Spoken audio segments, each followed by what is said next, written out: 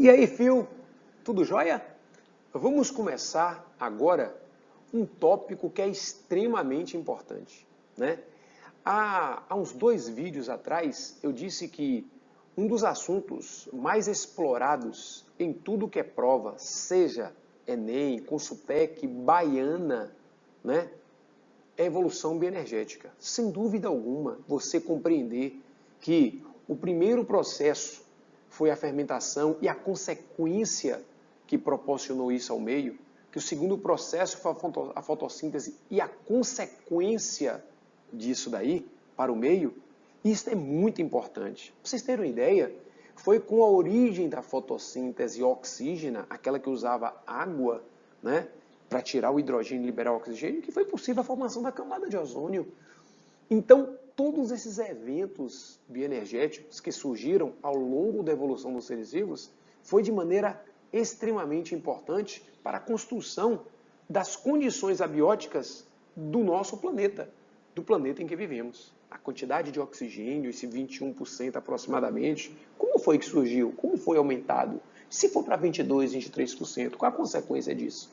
Né? E esse excesso de CO2? Esse excesso de CO2 aumenta por quê? É somente por ações de indústrias? Não, desmatamento também, porque quando eu tiro o organismo que fixa o CO2 e promove a manutenção da quantidade de CO2 na atmosfera, quando eu tiro ele do meio, eu vou deixar esse CO2 em excesso. E isso vai causar uma alteração daquele ambiente.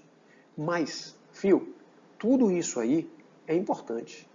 E também é importante você relacionar com a teoria da endossimbiose sequencial. Claro, dentro da questão que fala sobre a origem da vida. E o que diz a teoria da endossimbiose sequencial? Primeiro, o que é endossimbiose? É alguma coisa dentro da outra. Simbiose, se relacionando de maneira harmônica. E por que sequencial? Porque não foi de vez. Foi aos poucos, foi se transformando, se adaptando, ok? E uma das maiores responsáveis pelo estudo da teoria da endossimbiose sequencial foi Lynn Margulis, essa aí que está no slide, né? Uma bióloga extremamente significativa, que eu já tinha citado ela em vídeos anteriores, extremamente importante para a compreensão dessa transformação metabólica que aconteceu ao longo da evolução dos seres vivos. Tá certo? Então, o que Margulis propõe? Margulis propõe, ou melhor, ela propôs, melhor dizendo, a origem de mitocôndrias e cloroplastos a partir de células procarióticas, aeróbicas e fotossintéticas, respectivamente. Tá certo? Então, vamos, aos poucos, falar desta teoria da endossimbiose sequencial. Deixa eu ler aqui para vocês. Então, ó, essa teoria foi proposta pela microbióloga, né, Lynn Margulis, na década de 60. De acordo com essa teoria, mitocôndrias e cloroplastos descendem de bactérias primitivas, que passaram a viver dentro da célula eucariótica primitiva há milhões de anos atrás. Tá certo? E como foi que isso aconteceu? Vamos lá? Seguinte, ó. Haviam células eucarióticas anaeróbicas. As células eucarióticas anaeróbicas, elas foram constantemente atacadas por células procarióticas. E também viviam na dependência de alguma coisa para que pudesse viver em um meio que estava aumentando significativamente a concentração de oxigênio. Foi que, unindo o útil ao agradável, ela endocitou uma célula procariótica aeróbica, que queria, segundo algumas teorias, atacá-la. Então ela endocitou, mas não destruiu naquele momento. E percebeu que a célula procariótica que ela tinha endocitado captava oxigênio. Então houve um sequestro gênico, tirou alguns genes dela, foi incorporado no seu genoma, no seu material genético. Imagine se eu tenho aqui, vamos lá, isso aqui é uma célula procariótica, certo? Essa célula procariótica está vivendo dentro de mim e me traz um benefício muito grande. Eu tenho medo dela ir embora amanhã. E aí eu ter que viver como se fala, com as dificuldades que eu tinha outrora, que eu tinha anteriormente. O que eu faço? Eu vou sequestrar uma parte que é essencial à sua vida e vou incorporar em meu corpo. Então, esta célula procariótica vai viver dependente de quem? De mim. Porque eu roubei tirei, sequestrei dela, né, esse pedaço aqui dela. Aí você fala assim, mas como é que pode ser uma relação harmônica? Por quê? Porque eu não só vou dar a ela a condição de produzir tudo que ela quer a partir disso, mas vou dar a ela nutrientes, vou dar a ela proteção, e isso vai ser benéfico. E em contrapartida, ela vai me dar uma condição para viver em um meio, nesse caso da origem da mitocôndria, com oxigênio. Tá certo? Então a célula procariótica ela foi endocitada, alguns genes foram sequestrados, incorporados aqui, ó, no genoma da célula eucariótica, e essa célula procariótica aeróbica, com o passar do tempo, se transformou em mitocôndrias. Tá certo? E aí essa célula que já tinha mitocôndria, né, algumas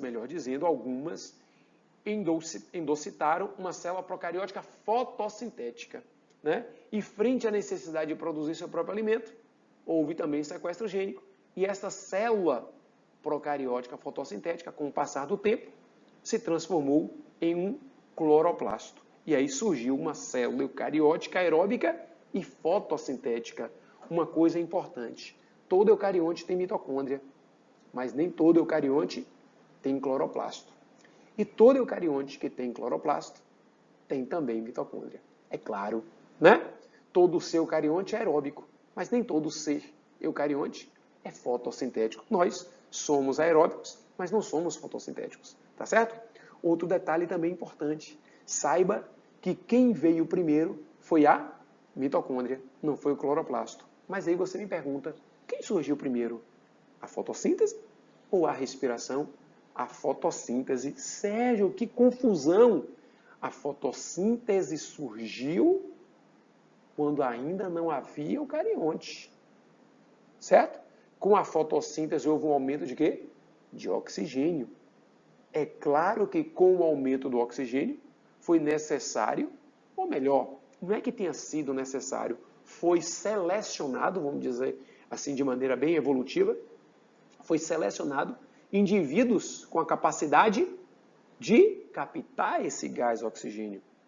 Indivíduos aeróbicos, os precursores das mitocôndrias. Tá certo? Beleza? Então vamos revisar. Dei uma pausazinha que eu vou falar bem devagarzinho. Tá certo?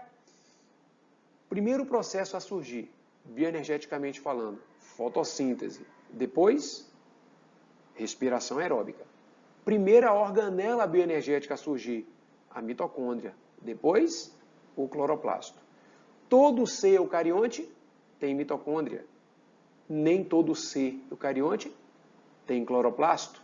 O ser que tem cloroplasto tem também mitocôndria. Tá certo?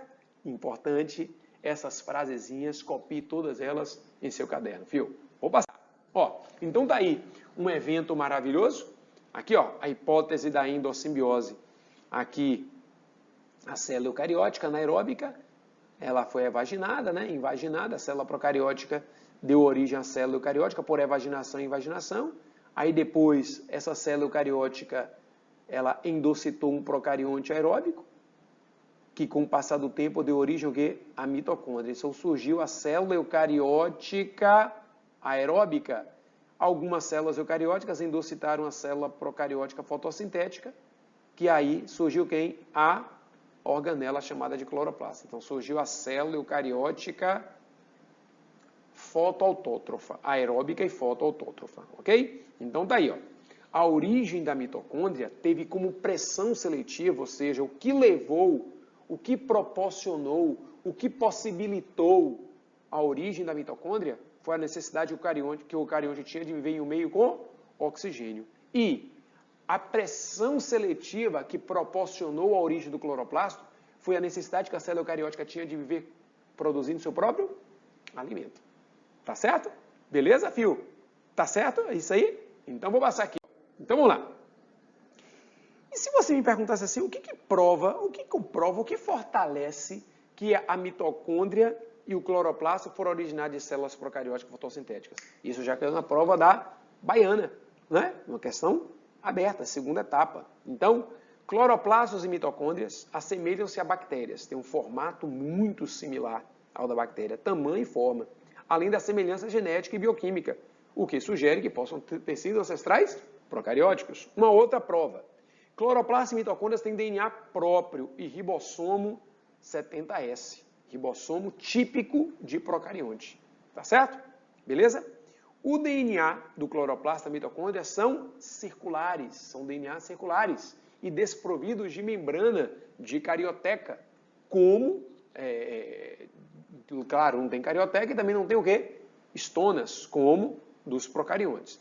Tanto o cloroplasto quanto a mitocôndria possuem capacidade de se autoduplicar. Então, são provas que fortalecem de maneira significativa a teoria da endossimbiose sequencial, que foi analisada, estudada, defendida por Lynn Margulis. Então, vamos lá?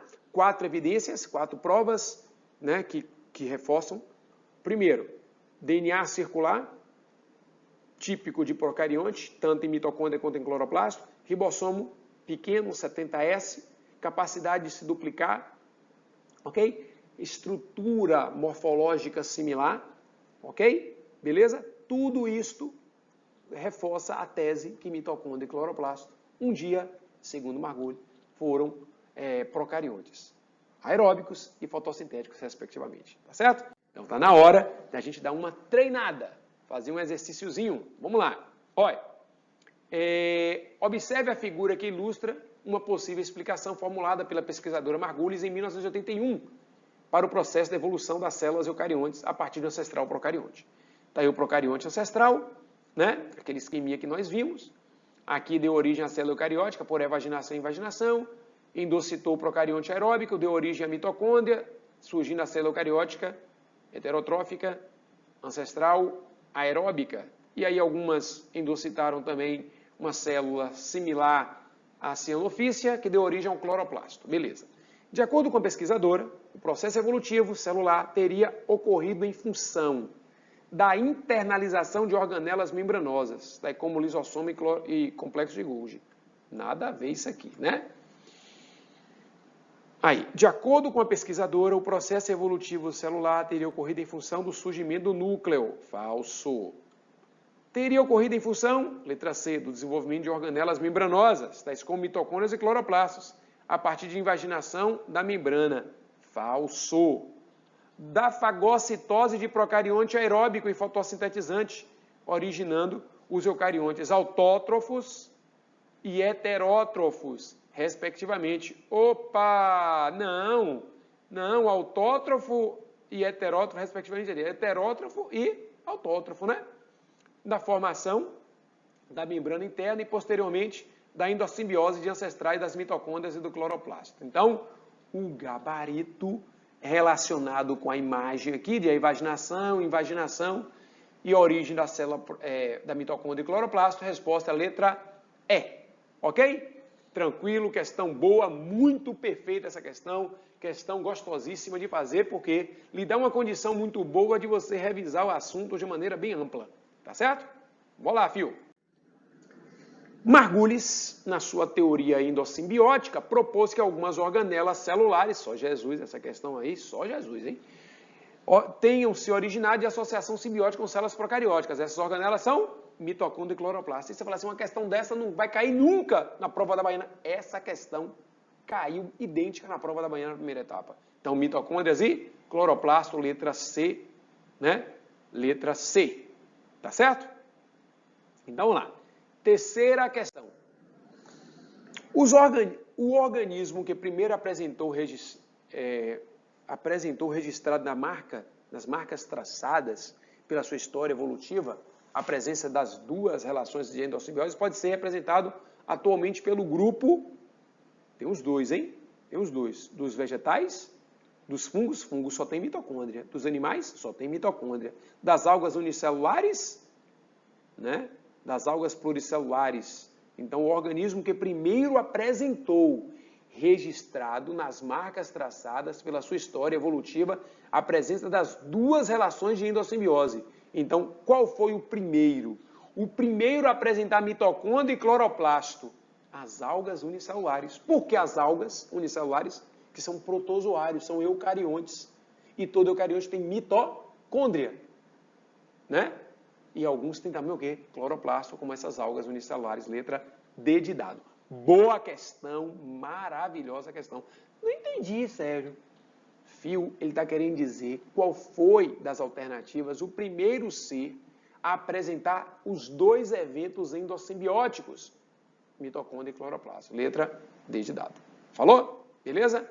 Quarta questão. De acordo com o modelo de Margulis, as mitocôndrias das células modernas já foram micro-organismos de vidas independentes há muitos milhões de anos. Qual a principal evidência para tal afirmativa? O DNA das mitocôndrias assemelha-se ao DNA das bactérias? Pô, Sérgio, esse é o gabarito. Deixa eu ler a B. As mitocôndrias isoladas são capazes de invadir células de eucariontes. Não, mitocôndria não invade. A célula procariótica aeróbica que foi endocitada ou que invadiu, tá certo? As mitocôndrias podem viver independente. Não, porque houve o sequestro gênico. Elas são dependentes da célula eucariótica. As mitocôndrias têm o mesmo tipo de membrana que as bactérias. Isto é prova? Qual a principal evidência para tal afirmativa? Tem o mesmo tipo de membrana? Tem parede celular? Não. A morfologia das mitocôndrias é muito semelhante às bactérias. Mas a evidência maior aí é que o DNA das mitocôndrias se assemelha ao DNA de quem? Da bactéria, letra A é o gabarito. Ou seja, a C, eu fiquei na dúvida. Mas qual a maior evidência, velho? Nesse tipo de questão, você tem que pegar uma evidência que o DNA desprovido de histona presente nas mitocôndrias e cloroplastos é muito similar àquele de quem? De procariontes. Esta é uma das maiores evidências, tá certo? A morfologia, nem toda bactéria tem a forma de uma mitocôndria, tem uma forma de um cloroplasto, mas toda bactéria tem um DNA circular sem histona, como mitocôndrias e cloroplasto. Isso é uma prova, é uma evidência mais forte, que fortalece ainda mais. Amém, viu? Beleza? Próxima.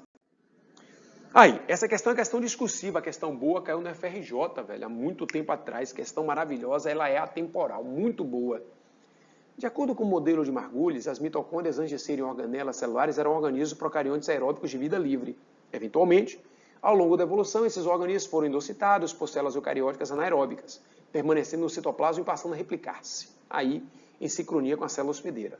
Essa associação teria então criado células mais eficientes, capazes de gerar mais moléculas de ATP por mol de glicose. De acordo com esse modelo, qual foi a principal pressão seletiva para que as células adotassem as mitocôndrias? Não é adotasse a célula procariótica? Não. Ela entrou, deu origem à célula, lá se transformou em mitocôndria e aí adotou como organela própria. Qual foi a pressão seletiva? Eu já falei. Você já respondeu? E eu vou colocar minha proposta aqui de resposta. Então, ó, a pressão seletiva foi o gradual acúmulo de oxigênio na atmosfera, produzido por organismos fotossintetizadores. Nessas circunstâncias, o oxigênio teria sido tóxico para as células que não pudessem utilizá-los. E assim, as células que adquiriram as mitocôndrias tinham mais chance de sobreviver. Além disso, puderam catabolizar a glicose mais eficientemente através das vias oxidativas. Beleza? Questão maravilhosa, atemporal, perfeita. Essa você vai ter que guardar e ler sempre. Valeu, Phil? Então tá aí a teoria da endossimbiose sequencial defendida, postulada por Margulis. É um assunto extremamente importante e associado muito, de maneira muito íntima, com a evolução bioenergética. Amém, Phil? Valeu? Até a próxima, garoto. Valeu. Um beijão.